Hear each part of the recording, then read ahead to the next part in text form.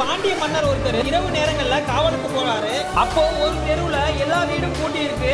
ஒரே ஒரு வீட்டுல மட்டும் விளக்கு எரியுது. அந்த வீட்டுல என்ன நடக்குதுன்னு பாண்டிய மன்னன் மறைந்து இருந்து பாக்குறாரு. அந்த வீட்டுல கீழத்தை அப்படிங்கிற ஒரு வணிகர் வணிகம் செய்ய வெளியூருக்கு கிளம்பிட்டு இருக்காரு. அப்போ அவரோட மனைவி தனியா இருக்க பயமா இருக்குன்னு சொல்றாங்க. இந்த நாட்டை பாதுகாக்கும் அரசன் நம் வீட்டையும் பாதுகாப்பாரு அப்படின்னு சொல்றாரு. அவர் இருக்கும்போது வேறு ஒரு காவல் எதற்கு அப்படின்னு சொல்றாரு. இதை கேட்ட அரசன் தன் நாட்டு மக்கள் தன் மீது வச்சிருக்கிற நம்பிக்கையை நினைச்சு ரொம்பவுமே சந்தோஷப்படுறாரு. அன்னையில இருந்து காவல் காக்குறாரு.